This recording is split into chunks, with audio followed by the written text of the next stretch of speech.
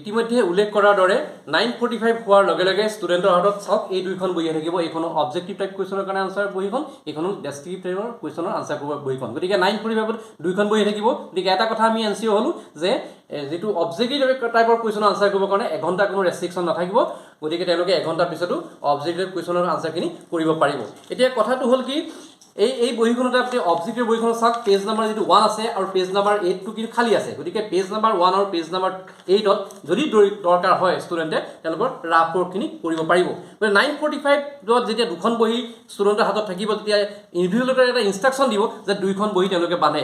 বন্ধাৰ কাৰণে চাওক বহিখনত এটা ধুনীয়াকৈ এটা হোল এটা আছে, ফুটা এটা আছে, দুইখন বহিতে দুটা ফুটা আছে। বান্ধোতে এটা মন কৰিব লাগিব যে অবজেক্টিভ টাইপৰ কাৰণে যিখন বহি ইউজ কৰা হৈছে 8 পেজৰ সেইখন ওপৰত থাকিব আৰু যিখন 16 পেজৰ বহি ডেছক্ৰিপটিভ টাইপৰ আনচাৰ কৰিবৰ কাৰণে যিখন আছে সেইখন তলত থাকিব। মই আগতে উল্লেখ কৰিছোঁ যে অবজেক্টিভৰ টাইপৰ বহিখনতহে টেলি ডাটা চিটটো আছে য'ত মূল্যায়ন কৰাৰ ব্যৱস্থা আছে। সেইকাৰণে সদায় এটা মন কৰিব লাগিব যাতে এই অবজেক্টিভ টাইপৰ যিখন বহি ইউজ কৰা হৈছে সেইখন যাতে ওপৰত থাকে। গতিকে ধুনীয়াকৈ ওপৰত ৰাখি পেলাই ষ্টুডেণ্টে টুৱাইন থ্ৰেড দি মই দেখুৱাৰ দৰে ধুনীয়াকৈ বহি দুখন বান্ধিব।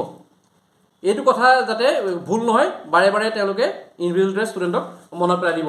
এতিয়া কথাটো হ'ল কি ষ্টুডেণ্টে যেতিয়া বহি জমা দিব, বহি জমা দিবলৈ যদি ইভেন যদি ব্লেংকো হয় বহি জমা দিয়াৰ ক্ষেত্ৰত ইণ্ডিভিজুৱেলতে দুটা কথা মন কৰিব লাগিব যাতে তেওঁলোকে দুইখন বহিতে যাতে এডমিট কাৰ্ড চাই তেওঁলোকৰ ডিটেইলছটো যাতে ভালকৈ লিখে, শুদ্ধকৈ লিখে 1 নম্বৰ।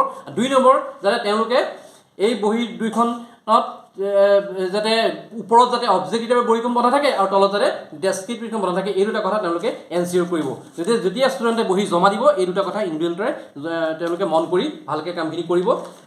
পিছতে আৰু এটা কথা হ'ল কি MIL আৰু ইলেক্টিভৰ ক্ষেত্ৰত যিহেতু কুৱেশ্যন পেপাৰ কোনো সাল সলনি হোৱা নাই গতিকে ইয়াৰ বহি কোনো সাল সলনি নাই। ইয়াত এইখন 16 পেজৰ বহি হ'ব, ইয়াত কোনো সাল সলনি হোৱা নাই। আৰু মেথমেটিক্স আৰু এডভান্স মেথছৰ কাৰণে 24 পেজৰ এখন বহি হ'ব, এখন প্লেন থাকিব।